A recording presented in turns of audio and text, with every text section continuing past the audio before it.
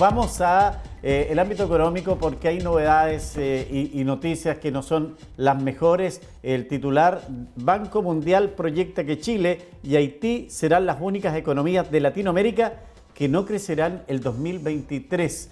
Esto seguramente resume lo que nos está ocurriendo. Estamos con Patricio Ramírez del Observatorio Económico y Social de la Universidad de la Frontera. Patricio, bienvenido, gusto en saludarlo, buenas tardes. Hola Miguel Ángel, un gusto saludarte también, muchas gracias. Bueno, vamos de lo macro a lo micro. Este titular que aparece hoy día en la prensa nacional, en pauta.cl, habla de la realidad que estamos enfrentando en materia económica, Patricio. Efectivamente, estamos atravesando, Miguel Ángel, un momento económico bastante complejo este año 2023. Ya lo anticipábamos, ¿cierto?, desde el año pasado, y es lo que ha estado sucediendo.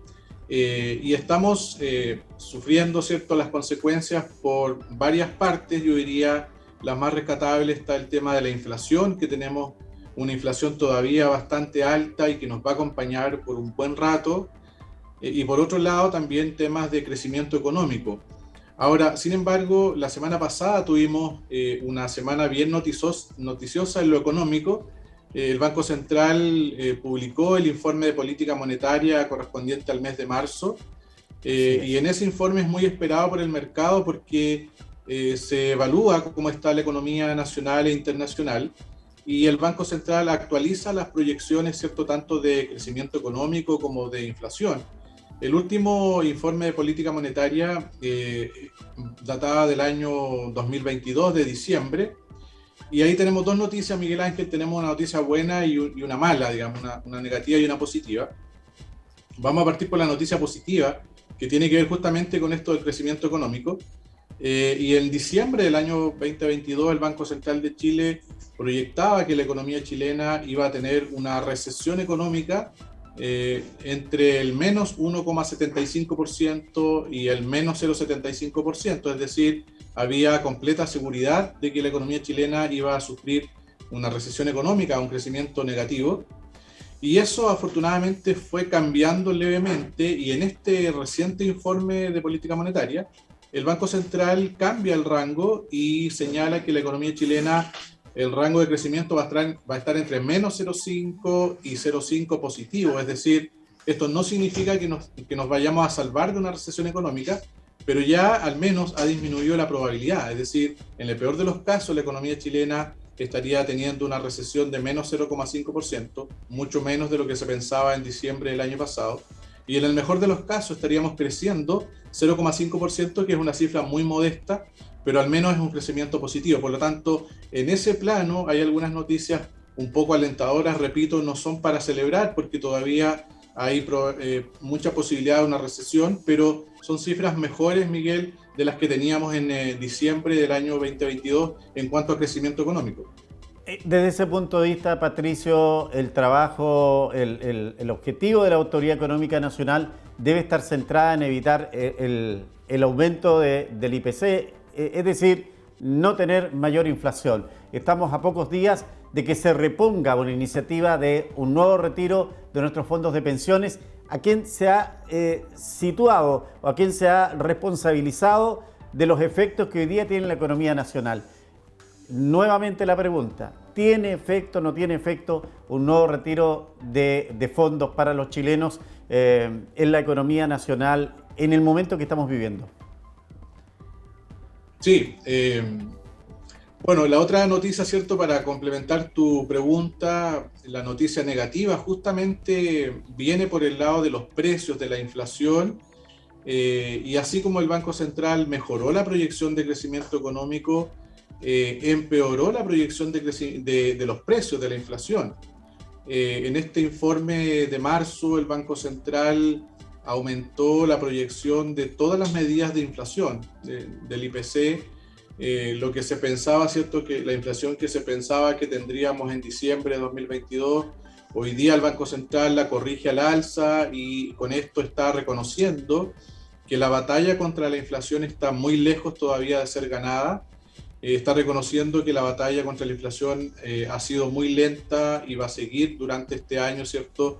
Y muy costosa porque la inflación genera un daño a toda la economía en el sentido que deteriora, ¿cierto?, el poder de compra, pero especialmente en las familias de menores ingresos, que son aquellas que no tienen herramientas para protegerse contra la inflación y que además, ¿cierto?, destinan mucho más de sus ingresos a necesidades básicas como alimento, como a vivienda, ciertos servicios básicos, y eso hace entonces que el golpe al bolsillo, al presupuesto familiar, sea mucho más fuerte. Yo escuchaba ahí en la nota anterior, ¿cierto?, de la concejala respecto a los alimentos, tiene mucha razón en ese punto en particular, en el que el precio de los alimentos particularmente se ha mantenido muy alto, y es en buena parte lo que está explicando esta alta inflación que tiene nuestro país, está centrada en la división de los alimentos, que es un rubro, Miguel Ángel, muy delicado porque es la división que tiene más peso, más ponderación en el presupuesto de una familia.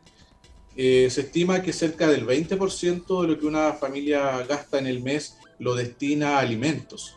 Entonces, el alza en el precio de los alimentos influye naturalmente de una manera mucho más fuerte que si el alza viniera de parte de otros productos. Por lo tanto, el combate frente a la inflación es un tema muy relevante y así lo reconoce el Banco Central en este informe de política monetaria y pone ahí el acento diciendo que todavía estamos en niveles considerados muy altos y que habría que evitar, por lo tanto, todas aquellas políticas o decisiones que puedan derivar en un aumento nuevamente del gasto y del consumo que siga alimentando la inflación. Y ahí, por supuesto, que cae el tema de los retiros previsionales, que fue también uno de los grandes causantes de la inflación que hoy día tenemos. Entonces, yo creo que tanto las personas como los países tenemos que ir aprendiendo de la experiencia, de nuestros errores y aciertos, y tenemos que aprender, ¿no es cierto?, el mundo político, de que esta medida de los retiros previsionales, si bien pudo ser un alivio de corto plazo en el minuto, ¿cierto?, que recibieron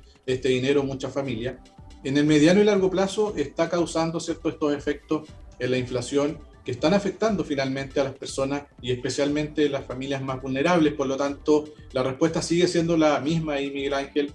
Esto genera efectos negativos en la economía en el largo plazo, más allá que pueda resultar una medida efectista muy de corto plazo, pero además muy acotada. Pero si uno pone en la balanza estos efectos de corto plazo y de mediano plazo, en realidad que lo que conviene es evitar una medida como esa y sustituirla a lo mejor por ayudas más focalizadas a los grupos que efectivamente la requieran y no un retiro universal, digamos, que es lo que se plantea actualmente. Sí, a propósito de lo que me están comentando por acá, uno se da, a ver, con un hecho concreto, la leche, que yo la voy siguiendo el precio, 7.90 terminó en pandemia y hoy día está ya sobrepasando los umbrales de los 1.000 pesos. Lo que a mí me llama la atención es que suben estos productos. Le puedo poner la leche, le puedo poner los huevos, le puedo poner el aceite, los tallarines, lo que quiera. Comienzan a subir una escalada en el precio, pero nunca vuelven al precio original, por muy bien que después esté la economía y no tengamos inflación. Por ejemplo, ¿por qué se produce ese fenómeno, Patricio? Sí, muy buena la pregunta, Miguel Ángel. Efectivamente, eso es algo que hay que dejar en claro. Hemos tenido altas inflaciones, ¿cierto?, de los alimentos. De hecho, la inflación general, ¿no es cierto?, anual es de 11,1%. Eso es la inflación en 12 meses que tiene el IPC general. Pero la división de los alimentos ha aumentado un 17%. Es decir, los alimentos, el precio de los alimentos ha crecido mucho más rápido, con mucho más fuerza que el IPC general. Y efectivamente, una vez que los precios ya han subido, ¿cierto? Es decir, como tú das el caso de la leche o cualquier alimento o cualquier producto, que ya anotó, por ejemplo, un alza de 15 o 20% y pasó de 1.000 a 1.200 pesos, por ejemplo, ya no va a volver a el precio que tenía hace 1 o 2 años atrás, no va a volver a los 1.000 pesos. ¿Qué es lo que tendría que suceder para que eso ocurriera? Tendríamos que tener IPCs negativos por muchos meses o por el año completo, tener, ¿no es cierto?, un menos 10% para volver, y eso no va a ocurrir. Lo que tenemos que velar ahora, lo que tiene que velar el Banco Central, es porque la inflación siga aumentando, pero a tasas saludables. Fíjate que la meta del Banco Central de Chile es que la inflación anual se ubique en el 3% como una cifra anual. Hoy día tenemos un 11,1, es decir, tenemos casi 4 veces la inflación que se considera saludable para nuestro país. Entonces, eso te muestra, te grafica la gravedad del problema que estamos viviendo. Y es importante, ¿cierto?, tomando nuevamente la consulta, recalcarle a las personas que los precios ya no van a volver. Es decir, lo mejor que podemos hacer es evitar que sigan subiendo en esa magnitud, ¿ya? Que se mantengan al menos. En la medida que tengamos IPCs mensuales en torno, por ejemplo, a 0,3, 0,4, 0,5, significa que las alzas van a ser muy pequeñas, ¿no es cierto?, muy graduales. Pero ya no van a retroceder los precios, digamos, a niveles que teníamos previos. Y ese es justamente, Miguel Ángel, uno de los efectos negativos de la inflación, que una vez que los precios ya alcanzan un umbral, se van a mantener ahí. Es decir, lo que uno puede evitar de aquí en adelante es que sigan subiendo más todavía, pero es prácticamente imposible que volvamos a los niveles, por ejemplo, que teníamos en los años previos. Bueno, esta respuesta no le gusta mucho a nuestros seguidores, pero la verdad que tiene que doler es eso. Finalmente estoy a punto de la franja electoral, solo en un resumen, sí o no, partidario de esta rebaja de las horas de trabajo en este país, que hoy día debe aprobarse en el Congreso Nacional. Sí, bueno, es un tema que, como tú dices, da para largo, pero en general hay que ahí compatibilizar, Miguel, los distintos efectos que eso pudiera tener. Yo quisiera hacer una separación ahí a lo mejor entre distintos tipos de empresas. Me da la idea que para las empresas grandes puede ser un poco más fácil adaptarse, para las empresas de menor tamaño el efecto, ¿cierto? El impacto puede ser un poco mayor. Sin embargo, creo que si el proyecto se aborda de manera gradual, ¿cierto? A lo largo de un plazo de años, puede ser algo que sea abordable por las distintas empresas, pensando en el bien común, ¿cierto?, del beneficio, del bienestar de los trabajadores, y que eso signifique en el largo plazo un aumento en la productividad también de las empresas.